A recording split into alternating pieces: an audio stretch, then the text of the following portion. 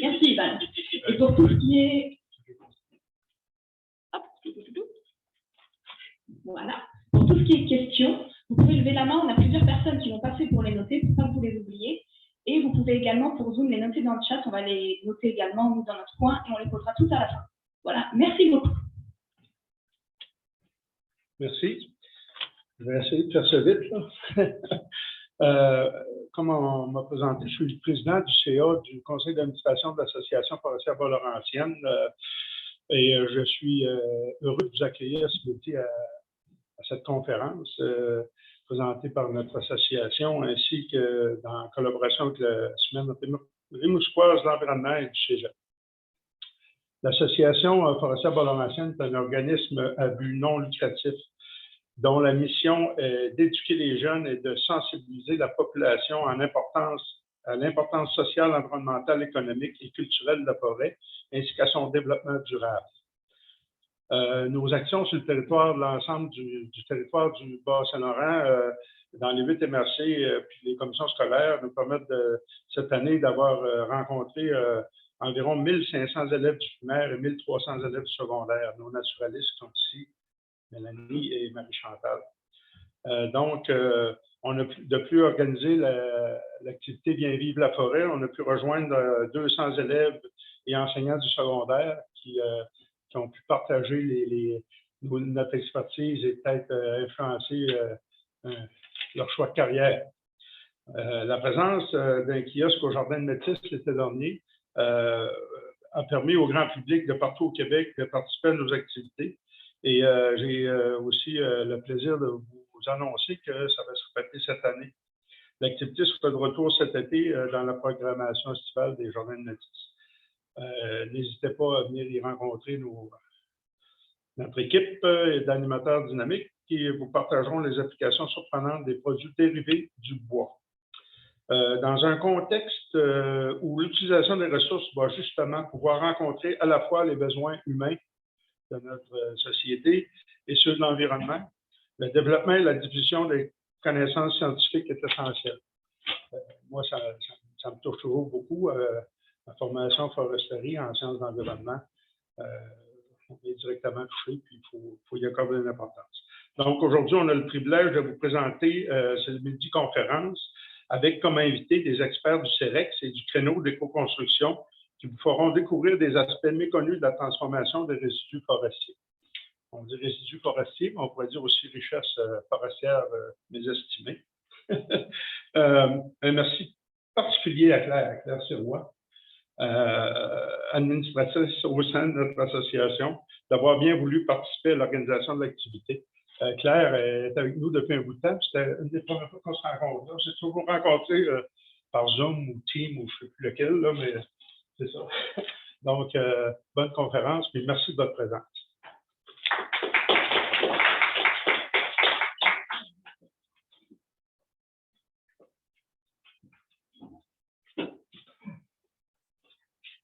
Alors, bonjour tout le monde. Moi, c'est Marie-Chantal. Je suis la responsable du programme éducatif à l'Association forestière Bas-Laurentienne. Je suis ici aujourd'hui pour vous présenter nos conférenciers. Alors, nous aurons Mme Claire Sirois du CEREX, Mme Julie Lessard du CEREX aussi, Bruno Chrétien du CEREX et Mme Amandine Apôtre du créneau éco-construction. Alors, je vais vous présenter une courte biographie de chacun de nos invités. Alors, M. Chrétien détient 2 diplômes d'études collégiales, soit en électrotechnique et avec spécialisation en instrumentation et contrôle. Son second diplôme est en transformation des produits forestiers. Il détient également une attestation d'études collégiales en matériaux composites. Il a tout d'abord travaillé dans l'industrie de la seconde transformation du bois à titre d'analyste au service technique chez Uniboard Canada, division Québec. Il a par la suite travaillé dans le domaine de l'ébénisterie. En 2010, il a rejoint les rangs du CEREX comme technicien. À la fin de 2017, il est promu conseiller industriel afin d'accompagner les entreprises qui œuvrent principalement dans le secteur de la deuxième transformation. Madame Amandine Apôtre, agente en éco-construction au créneau éco-construction, est ingénieure diplômée de l'ESPP Paris, équivalent de la maîtrise en génie de la construction. Après 7 années passées au sein de grands groupes de construction à construire des chantiers de démarrage à la livraison, elle a récemment rejoint le créneau au poste d'agent de projet en éco-construction. Madame Julie Lessard, directrice des services techniques au CERES. Julie détient un baccalauréat et une maîtrise en génie du bois ainsi qu'un certificat en sciences de l'environnement et en administration. Elle a commencé sa carrière comme ingénieure de procédés en série avant d'accepter le poste d'enseignante en transformation des produits forestiers au Cégep de Rimouski. Il l'a amené à travailler au CEREC comme chargée de projet, puis comme directrice des services techniques depuis 2020. Madame Claire Sirois, conseillère industrielle au CEREC, détient un baccalauréat en génie forestier, aménagement et environnement, et un diplôme d'études supérieures spécialisé en administration des affaires. Elle est membre de l'Ordre des ingénieurs forestiers du Québec depuis 1995. Elle suit actuellement le microprogramme en construction intégrée du bois à l'Université Laval. Alors, sans plus tarder, je vais passer la parole à Madame Claire Sirois. Bonjour tout le monde. Je vais profiter du privilège des présentateurs pour parler de notre place. Alors, on débute cette présentation aujourd'hui sur une thématique un peu ésotérique, donc principe d'alchimie et pierre philosophale. Tout ça un peu en lien avec la thématique générale de la semaine de l'environnement, la semaine de l'environnement qui est moins c'est mieux. Alors, je pose les bases déjà. Je vous ramène dans le temps, au Moyen Âge, c'est-à-dire entre le 5e siècle et la fin du 15e siècle. Il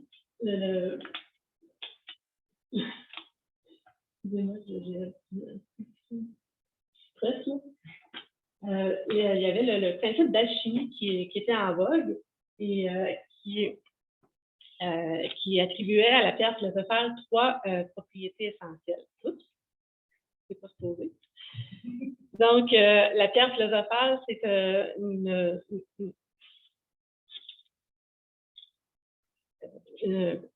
une voyante. Ça va pas bien mon affaire, je vais juste déplacer ça. OK. OK. La définition de la pierre philosophale, c'est une hypothétique substance alchimique. Donc, l'alchimie, les alchimistes attribuaient à la pierre philosophale 3 propriétés, c'est-à-dire changer les matériaux vils en matériaux. Excusez-moi, il y a un chronomètre dessus qui m'énerve. Changer les matériaux vils en métaux précieux, guérir les maladies et prolonger la vie humaine au-delà de ses bornes naturelles. Donc, parmi les sciences associées à l'alchimie, sciences occultes, en fait, on peut parler de cartomancie, d'astrologie et l'alchimie, bien sûr. Je passe au CEREX maintenant. Évidemment, le CEREX, on est loin de l'alchimie. C'est une science, on est un centre de recherche qui s'appuie sur une démarche scientifique. On s'appuie sur des faits réels, on respecte des protocoles et on a beaucoup de rigueur. Alors, notre mission, c'est de développer des solutions et des pratiques durables pour soutenir l'innovation et le transfert technologique dans les entreprises liées au secteur de la transformation des produits forestiers pour leur permettre de se positionner sur les marchés. Je passe la parole à Julie. Oui, donc le CEREX se situe dans la vallée de la Matapédia, à Amqui. Donc, le centre a été mis sur pied en 1998 par le Cégep de Rimouski et le Centre matapédien d'études collégiales qui est situé à Amqui. On est membre du réseau des centres collégiales de transfert technologique, Synchronex, depuis 2007. Et on devient un centre d'accès d'aide à la technologie, manque de Tech Access Canada en 2019. Donc, on a vraiment, on travaille en réseau. Lorsqu'on parle des CCTT, ben, on est 59 au Québec avec chacun un domaine particulier. Donc, ça peut aller du textile à l'éolien, à la mécanique. Nous, on est vraiment en transformation des produits forestiers. Et on est aussi au niveau de Tech Access. Tech Access, c'est pan-canadien. Donc, on est 60 TAC à travers le Canada. Donc, il y en a quelques-uns au Québec. Et nous, notre CAT, le sujet, c'est l'éco-construction. Prochaine diapo. Notre équipe rassemble un noyau d'experts et d'enseignants spécialisés dans différents domaines, que ce soit la transformation des produits forestiers, bien sûr, la chimie, la microbiologie, la foresterie, l'environnement, la construction notamment.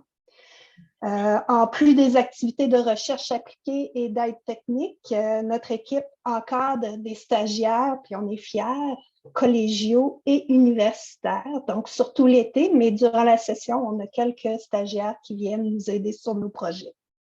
Oui, tu peux. Suivante. Donc, nos travaux se déroulent dans 4 champs d'intervention liés à la bioéconomie, soit la transformation du bois, l'éco-construction, la chimie durable et la biomasse énergie.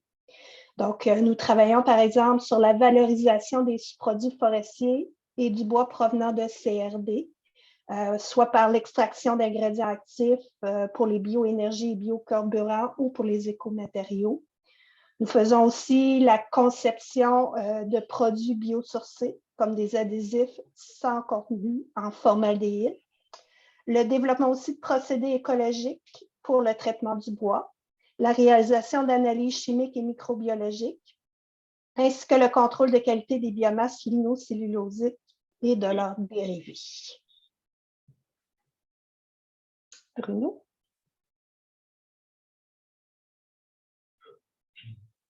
Oui, bonjour. Alors moi, je vais vous parler au niveau de nos infrastructures et de nos équipements. Le CEREX dispose de local sur une superficie de 25 000 pieds carrés, que nous avons d'ailleurs grandement rénové en 2018. Je vous invite d'ailleurs à venir visiter nos locaux. C'est ça, on a fait des investissements là, au niveau de l'équipement et des infrastructures pour un total de 8 millions depuis les 10 dernières années. Et pour mener à bien nos mandats d'aide technique et de recherche, on a 9 laboratoires. Là. Vous pouvez voir sur la photo en haut à gauche, on a notre laboratoire au niveau des essais mécaniques qu'on effectue principalement lorsqu'on fait des panneaux composites, par exemple, ou pour plein d'autres projets. Là, on doit se conformer à des normes. On a un laboratoire à ce niveau-là. En haut à droite, on a un laboratoire au niveau du comportement au feu, des produits qui peuvent être développés par nos clients ou par nous à l'interne. On est en mesure, à l'aide d'un calorimètre à cône que vous voyez à droite, à l'extrême droite, et d'un tunnel de flamme à gauche, de réaliser des tests là, pour mesurer la performance contre le feu. C'est vraiment très important lorsqu'on développe des produits à base de bois, bien sûr. En bas à gauche, vous avez notre laboratoire au niveau de la construction, la réalisation de panneaux, justement. On a 2 presses pour réaliser nos essais et des encolleuses. Et en bas à droite, on a notre laboratoire de chimie qui est vraiment essentiel pour développer nos produits, les formulations chimiques, l'analyse aussi des constituants qui constituent le bois, comme les hémicelluloses, la cellulose et la lignine. Souvent, nos clients vont avoir recours à notre expertise pour caractériser la biomasse, par exemple. Par la suite, si on y va un peu plus spécifiquement au niveau des essais qu'on peut réaliser au CEREX, il y a comme 4 grandes familles, si vous voulez. Il y a les essais mécaniques que je vous parlais tout à l'heure. Alors, on va réaliser des essais de flexion, de traction, de compression, de dureté. Ça, c'est principalement des tests qui sont réalisés sur des panneaux particules en fonction des normes américaines ASTM. On peut réaliser aussi des tests de friction statique. Ça, c'est plus adapté au niveau des planchers. Lorsqu'un fabricant va développer un plancher qui va mettre une finition, on veut s'assurer que ça ne soit pas trop glissant pour les utilisateurs. Alors, on est en mesure de réaliser ces genres de tests-là. On peut faire aussi des tests d'arrachement, des choses comme ça. On a des tests aussi plus des tests physiques, là, comme les performances thermiques. On a notre appareil qui permet de mesurer la conductivité thermique. Donc, après déterminer le fameux facteur R des matériaux isolants, par exemple, qu'on peut développer. On est aussi équipé d'équipements pour caractériser le comportement acoustique des matériaux qu'on développe ou que des clients veulent connaître, les propriétés. Et aussi, on fait des tests, bien sûr, de stabilité dimensionnelle en mettant nos échantillons dans l'eau, principalement, avec des périodes de temps prescrites par les normes pour s'assurer que les produits qu'on développe vont résister à des fortes hausses ou des baisses d'humidité. C'est ça. La prochaine diapositive, ben, après ça, on a des essais plus environnementaux. Fait qu'un aspect très important, c'est que lorsqu'on va développer un produit, c'est qu'on veut s'assurer qu'il va durer dans le temps ou être en mesure au moins de prédire sa durée de vie au niveau des garanties. Fait que le CEREX est équipé d'une chambre de vieillissement accéléré qui permet de faire des simulations de rayonnement UV, de précipitation aussi. Puis souvent, ce qu'on va faire aussi, c'est qu'on va combiner avec des cycles de gel et de dégel pour simuler les conditions rencontrées là, en Amérique du Nord, principalement au Canada. On sait que l'hiver, c'est quand même assez rigoureux. Fait qu'on est en mesure de faire ça. Ce qui est intéressant, c'est que, par exemple, une exposition de 2000 heures dans notre chambre, ça correspond à une exposition extérieure de 4 ans. Fait que ça permet de sauver du temps au niveau des clients là, pour connaître la performance de leurs produits en termes de résistance environnementale. On fait aussi des tests là, assez plus spécifiques pour des isolants qu'on va développer. Par exemple, on va faire des tests de corrosion pour s'assurer que le produit ne rentre pas en conflit avec des métaux. On va aussi être capable de faire des essais d'émission de formaldéhyde, ce qui est très important là, pour le confort des utilisateurs. On peut le faire dans l'air, dans un bâtiment, ou aussi on peut le faire directement sur le matériau lui-même. Puis on fait aussi des tests de résistance chimique. Là. On peut même faire des tests avec des produits domestiques là, pour voir, mettons, l'effet d'une tache de ketchup sur un meuble, par exemple. Qu'est-ce que ça va occasionner? Puis après ça, ben, finalement, on a les caractérisations de la biomasse, qui est vraiment aussi une partie importante des tests qu'on réalise pour nos clients. Fait que si on va être en mesure, par exemple, de mesurer le pouvoir calorifique. Les fabricants de granules, par exemple, c'est une information très importante pour eux. Fait qu'on est en mesure de le faire. Aussi, on fait la granulométrie. Ça, c'est la taille des particules. On peut le mesurer. Puis on fait plein d'autres choses aussi, c'est sûr, comme la teneur en humidité, les matières volatiles, le taux de cendre aussi, c'est important pour les fabricants de bûches énergétiques ou de granules, parce que quand il y a trop de cendre, ben, ça va provoquer des encrassements au niveau des fournaises. Fait que c'est des genres de choses qu'on peut faire au CEREX. Là, je vais introduire Amandine qui va vous présenter le créneau éco-construction. Oui, bonjour. Donc, moi, je vais vous parler, vous m'entendez, du créneau. Donc, le créneau éco-construction a vu le jour en 2010 dans le cadre de la démarche ACOR afin de développer des compétences industrielles spécifiques en région. La mission du créneau, c'est faire croître l'éco-construction. Donc, avec des différents acteurs du bâtiment du Bas-Saint-Laurent.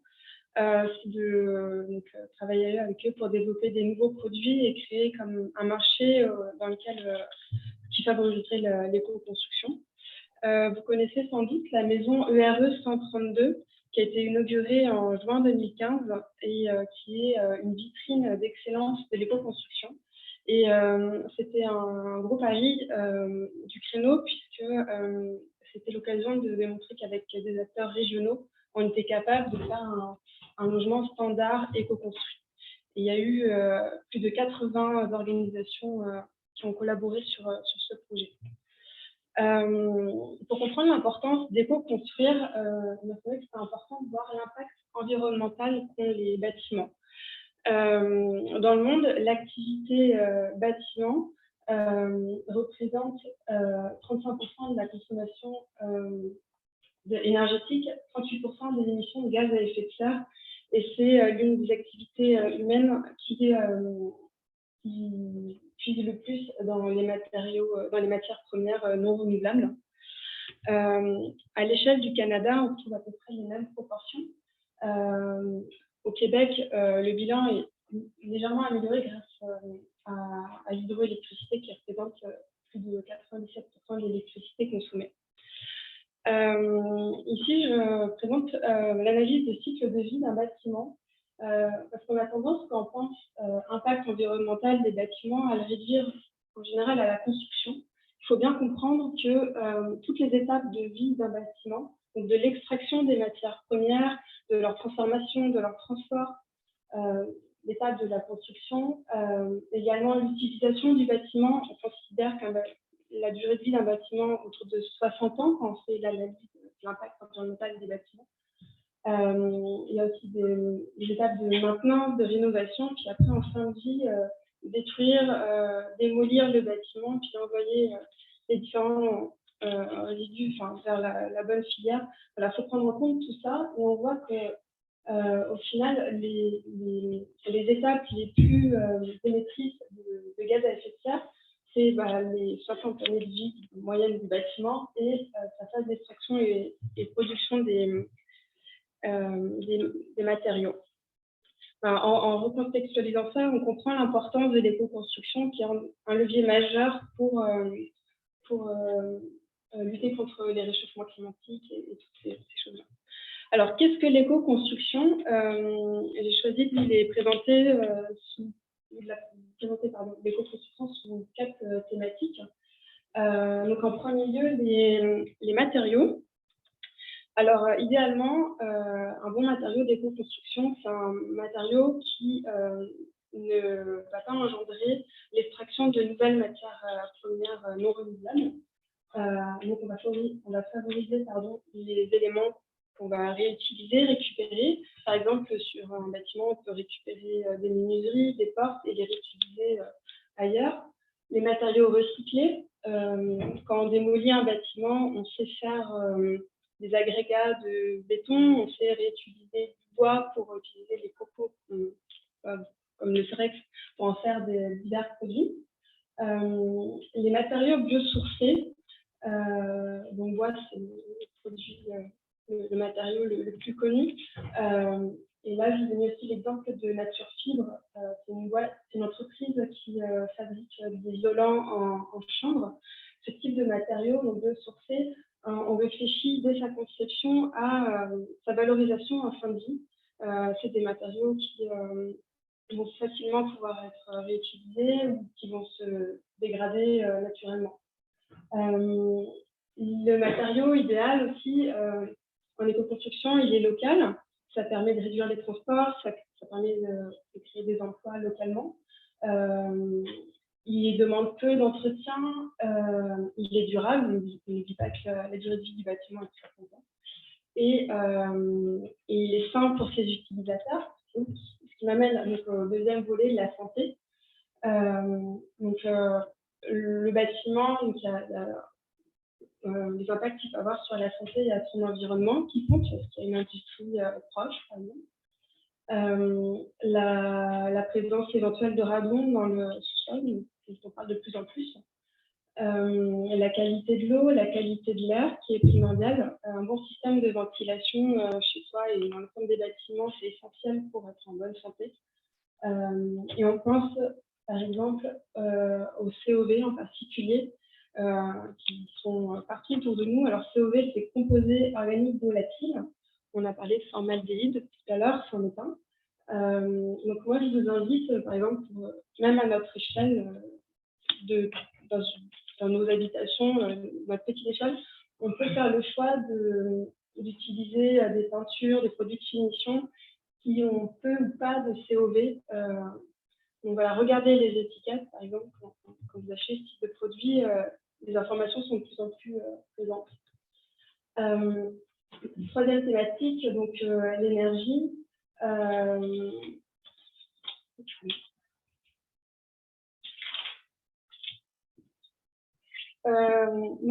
Au niveau de l'éco-construction, on s'intéresse à avoir un bilan énergétique le moins fort possible à toutes les étapes de vie du bâtiment, comme vous présentez l'analyse du cycle de vie tout à l'heure.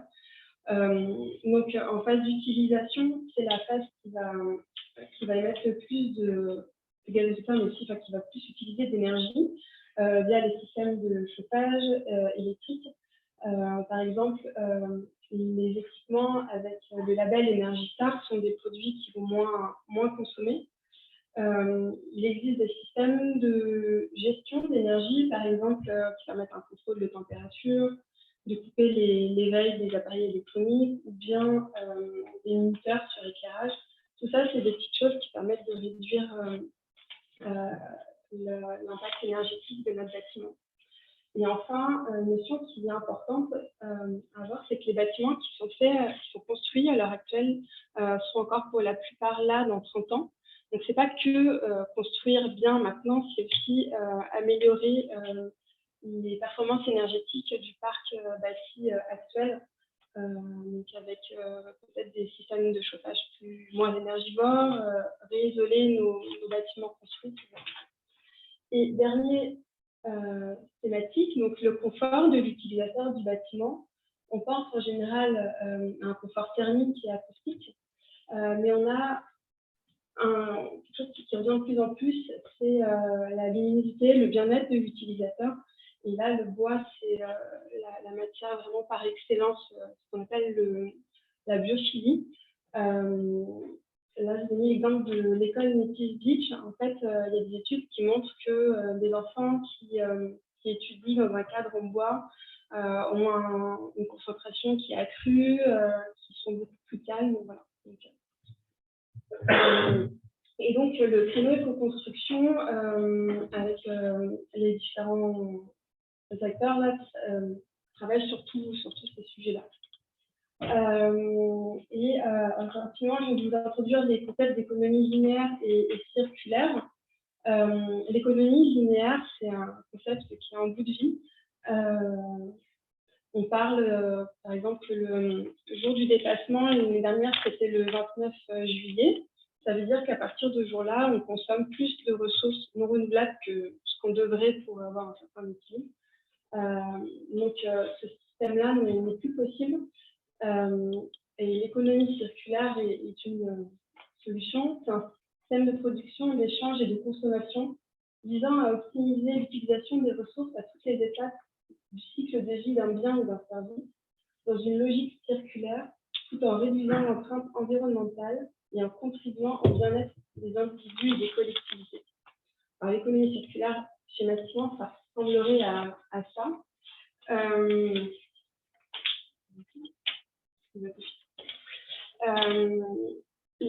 Ces bénéfices, c'est une réduction de la pression sur les ressources avec, dans le thème d'aujourd'hui, et le principe de 3RDE.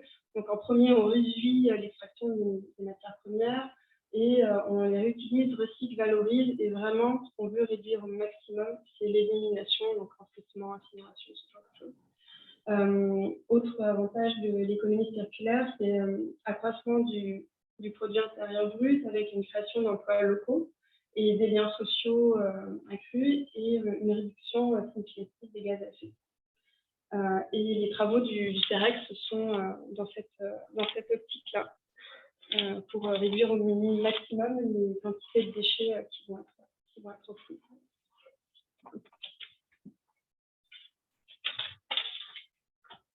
Alors,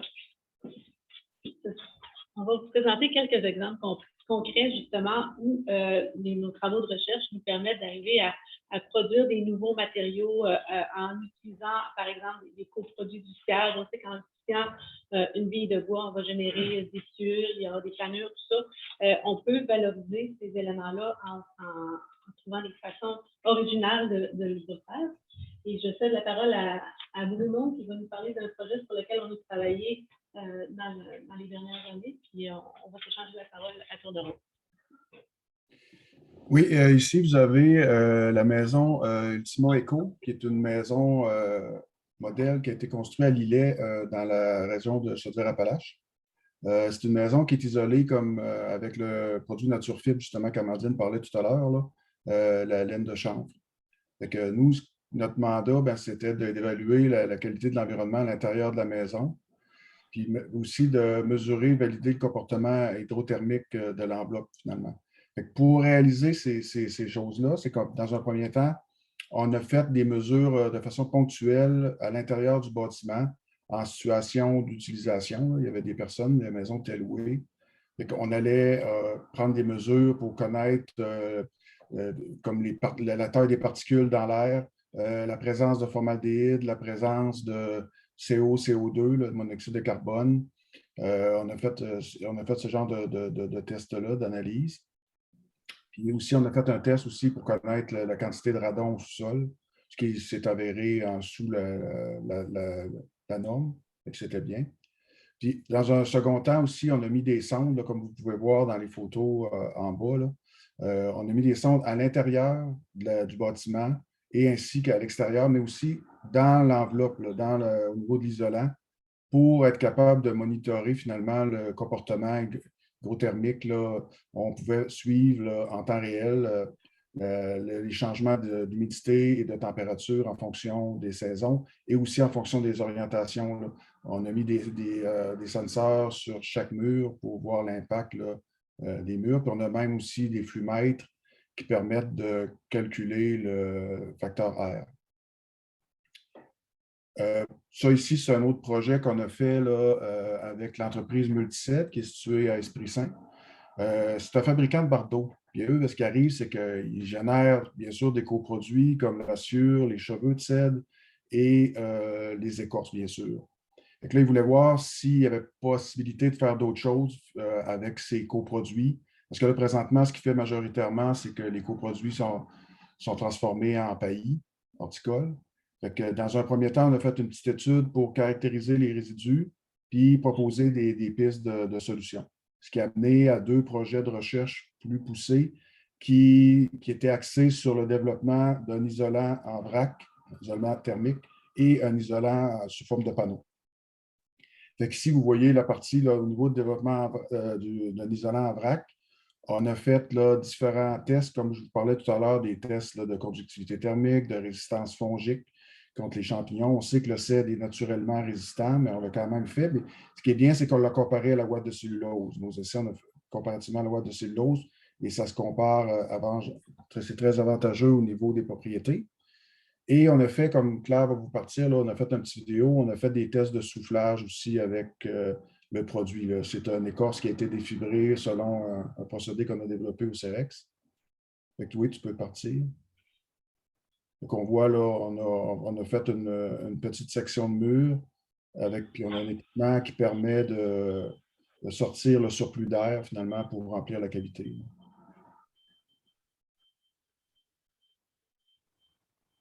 Bien sûr, un produit comme ça, ben, on va le rendre unifuge en y ajoutant certains composés là, comme de l'acide borique là, qui est d'ailleurs utilisé dans la ouate de cellulose pour la rendre plus résistante au feu.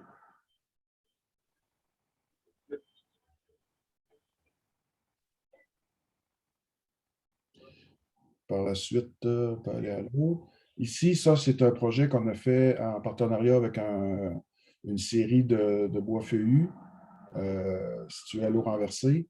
Ce qu'on a fait, c'est qu'on voulait voir le potentiel finalement de leur coproduit de sciage, de peuplier faux-trempe et de feuilles dures.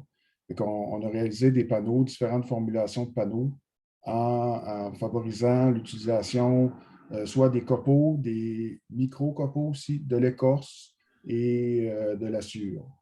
Les panneaux que vous voyez dans le haut là, ont été pigmentés on s'est aperçu que le trame aussi était beaucoup plus facile à pigmenter. Puis on a eu quand même des très bons résultats. On a fait même une étude de marché. Le potentiel est assez avantageux. C'est sûr que lui, le client, pour l'instant, il ne voulait pas pousser plus loin parce que ce n'est pas dans son core business, mais il serait prêt à fournir des coproduits si une entreprise voudrait commercialiser ce genre de panneaux-là. Ici, c'est un projet avec la compagnie Rameau qui est située dans le coin de Montréal. Eux, ce qu'ils font, c'est que c'est des murs anti-bruit le long des autoroutes. Et c'est adapté selon une technologie danoise. Là. Ils prennent des tiges de saule qui sont en surface. Dans le cœur du panneau anti-bruit, c'est des panneaux de laine de roche. Fait que dans un premier mandat, on avait fait comme une étude pour faire finalement une veille technologique afin de voir qu'est-ce qui se faisait à l'extérieur du Canada, c'était quoi les normes, les tests qui étaient réalisés pour les murs anti-bruit. Puis après avoir recueilli l'information scientifique aussi, on a regardé les facteurs qui pouvaient influencer la dégradation du bois en utilisation le long des bordures des routes.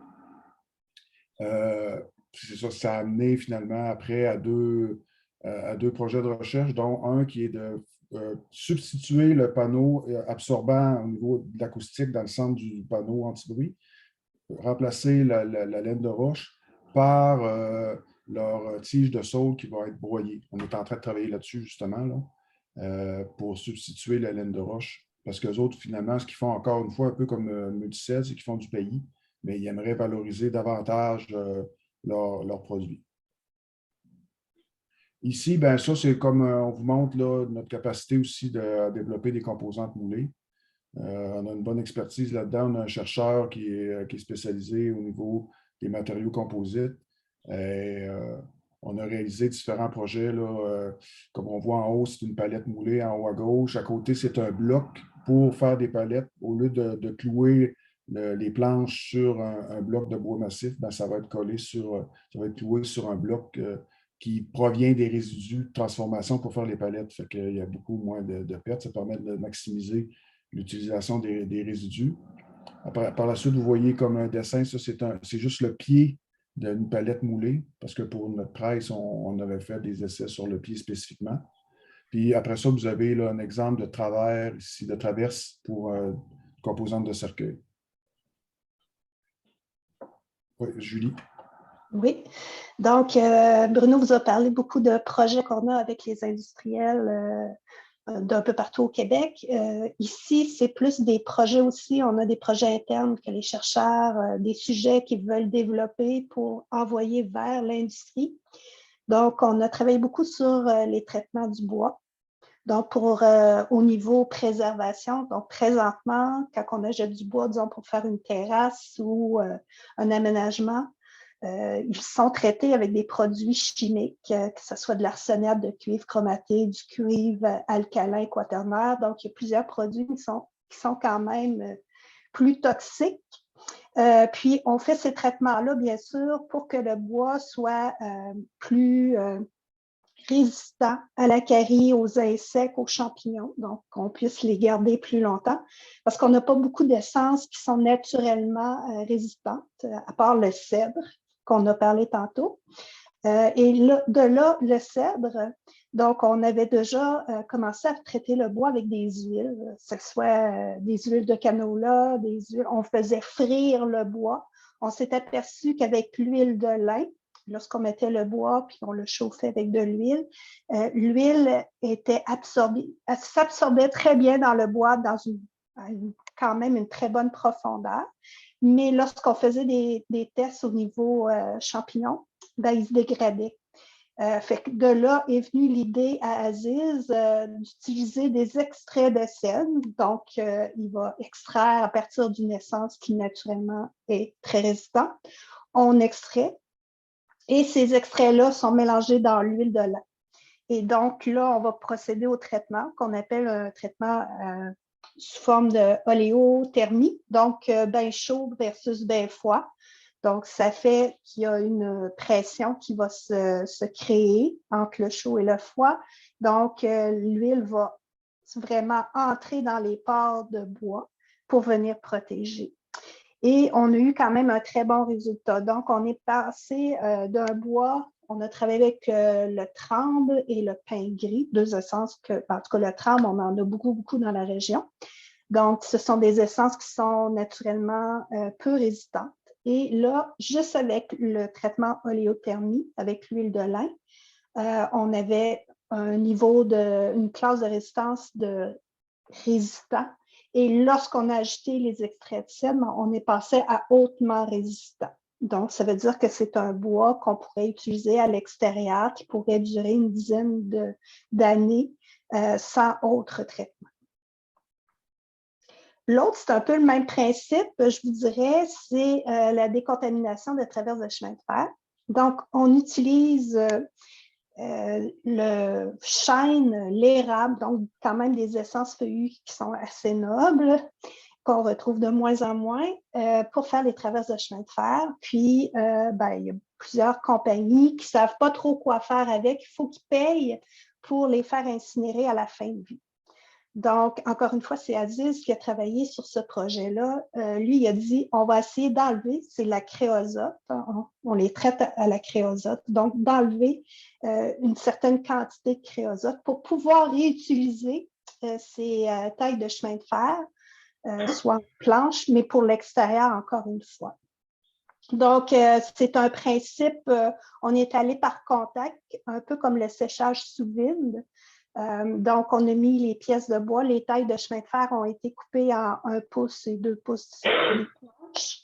On les a mis en contact avec des plaques qui sont chauffées et ça nous a permis d'aller enlever jusqu'à 50% du créosote à l'intérieur de ces planches-là. Donc, c'est un avantage. Plus qu'on augmente en température, c'est sûr, lorsqu'on fait de la recherche, au début, on se met des paramètres. Donc, il a travaillé à 180, 200, 220 degrés. Il s'est aperçu qu'à 220 degrés, on réussissait à capter plus, à enlever plus de créosote. Une autre chose qui était importante aussi, c'est qu'à l'intérieur, on a les fameux HAP. Donc, tous les traitements qu'on a faits permettaient d'enlever, voire jusqu'à l'élimination des HAP à l'intérieur de ces morceaux de bois-là. Et par rapport aux propriétés mécaniques, souvent quand on fait des traitements sur le bois, au niveau plus interne, on a une baisse des propriétés mécaniques. Donc là, il a observé que les propriétés mécaniques, pour les utilisations extérieures, il n'y avait pas une diminution trop grande qui permet de faire un patio avec ou un terrassement. Donc ça, c'est un projet très intéressant. Il n'y a pas eu de suite encore, mais je ne sais pas si vous avez remarqué s'il y en a qui, des fois, on voit ça sur le bord des chemins de fer, un tas de bois, de traverse. Donc, il y en a énormément au Québec. Donc, c'est un potentiel qu'on veut continuer à travailler.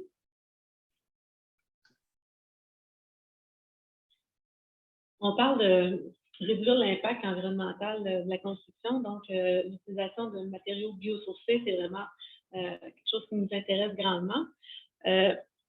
On développe aussi, en fait, c'est des produits qui existent déjà sur le marché, mais on travaille aussi à développer d'autres produits par rapport à ça. C'est l'utilisation de mycélium, donc une partie des champignons qui permet le réseautage des différents spécimens. Donc, on est en train de développer des mycomatériaux. Donc, on développe des cultures avec certaines souches sur des substrats particuliers qui permettent on fait une culture de champignons, finalement, qui va être éventuellement, on va les rendre inactifs parce qu'éventuellement, si on le met dans un bâtiment, c'est certain qu'on ne va pas s'en lancer avec des champignons qui peuvent proliférer. Donc, une fois qu'il est inactif, on peut l'utiliser et le faire en sorte de l'utiliser comme liant dans des isolants, par exemple. On voulait vous apporter des échantillons aujourd'hui. Malheureusement, nos collègues n'ont pas pu se déplacer ici. Par contre, en faisant des tests, on peut s'apercevoir qu'on obtient aussi des résultats très intéressants qui sont très comparables avec des produits existants qui sont plus dommageables pour l'environnement. Donc, propriété isolante, propriété aussi de résistance au feu. Et on parle de gestion du matériau en fin de vie aussi, donc complètement biodégradable parce que ce ne sont que des biomatériaux. On a aussi la volonté de réduire, des fois on parle d'éco-construction et la ligne n'est pas toujours claire où qu'est-ce qui est très vert ou ce qu'il est un peu moins.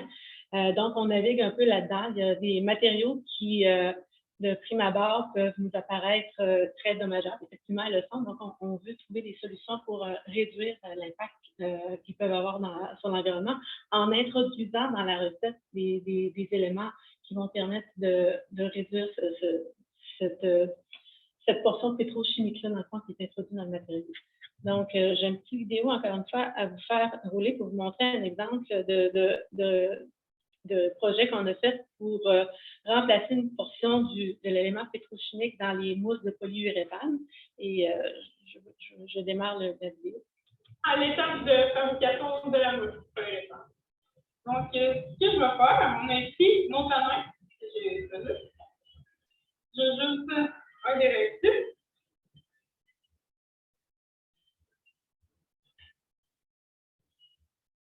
On va mélanger les deux parties ensemble. Je vais brasser environ 20 secondes. Et là, ça va gonfler.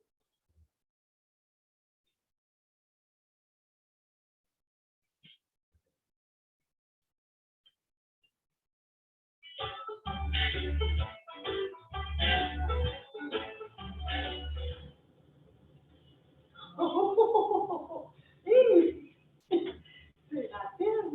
Alors, et c'est bon. Oups, je l'ai juste. Oups.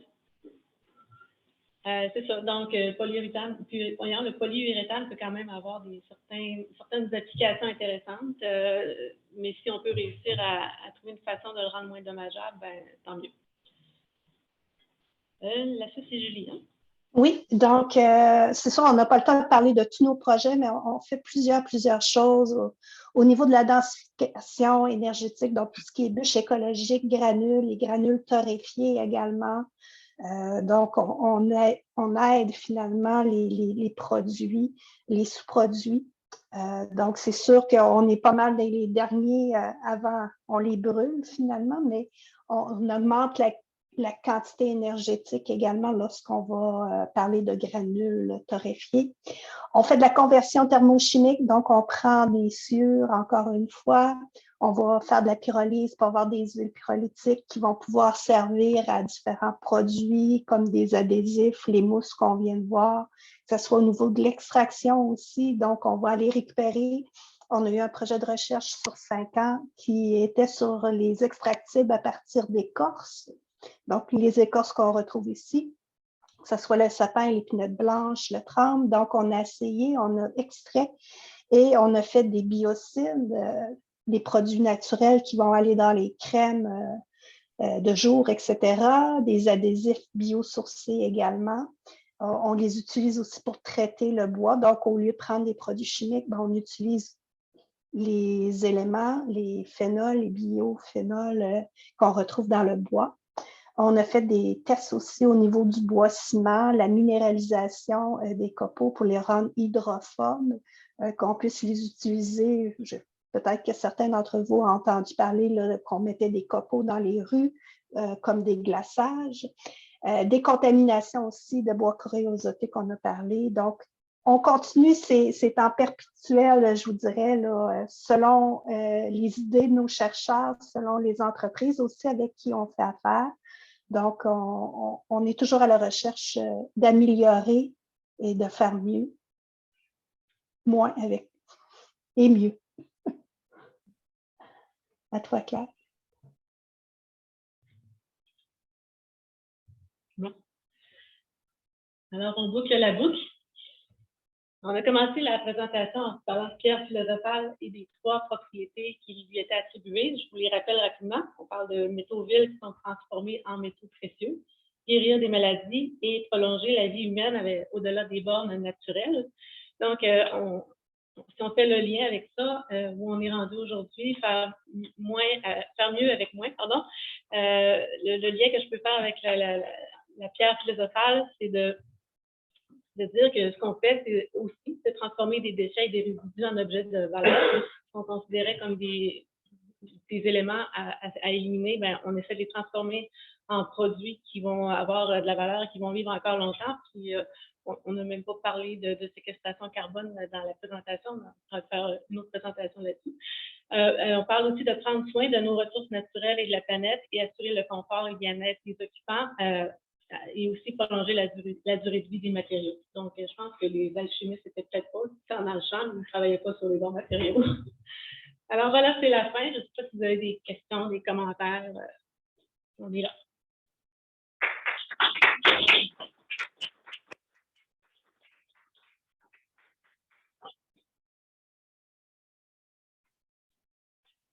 c'était clair. C'est ça. Bon, ben, merci beaucoup.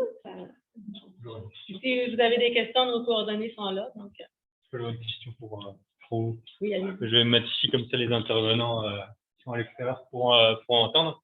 Vous avez présenté des belles utilisations des résidus de bois. Et j'imagine que pour les transformer, il faut qu'il y ait des machines, certaines qui doivent être assez puissantes pour broyer du bois, pour compacter. Vous parlez de torréfaction, j'imagine qu'il y a des machines qui chauffent. Est-ce que vous avez calculé la consommation énergétique de ces machines? Avec quoi elles fonctionnent? Est-ce qu'elles fonctionnent avec des énergies fossiles, avec de l'électricité? C'est l'électricité majoritairement, oui. Okay. Donc, Puis, il y a même des équipements comme le pyrolyseur où on récupère les gaz qu'on peut réintégrer dans le système également. Donc, on essaie aussi, parce que c'est sûr que quand on a un client, c'est une des questions qu'ils vont nous poser. Donc, essayer de diminuer l'apport énergétique également. Ouais. J'imagine, vu qu'on est au Québec et que l'électricité est assez décarbonée, c'est un bel avantage. Oui, absolument. Okay. Merci pour la réponse.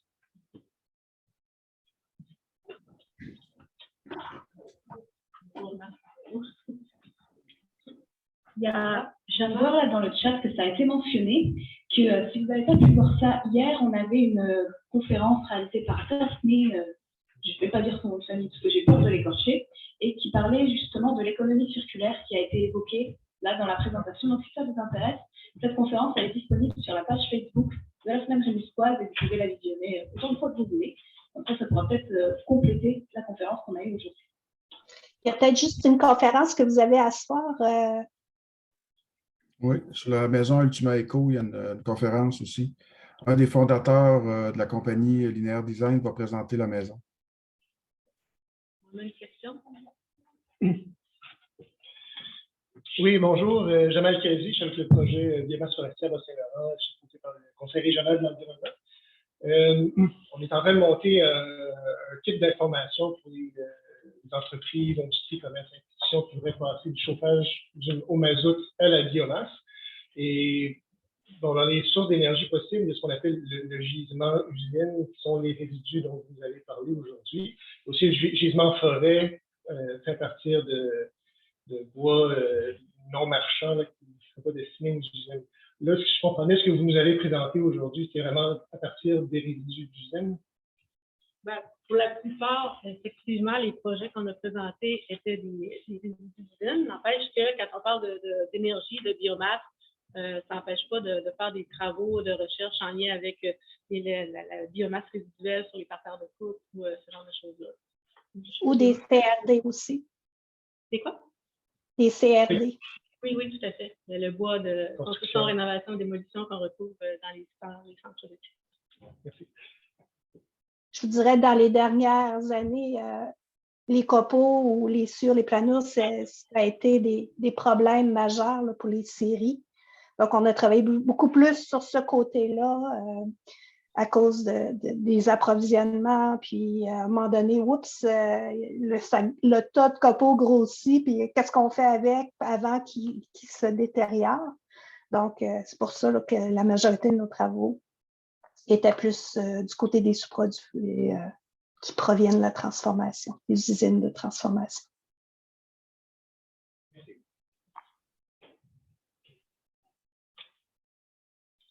C'est la fin, je pense. Merci beaucoup tout le monde.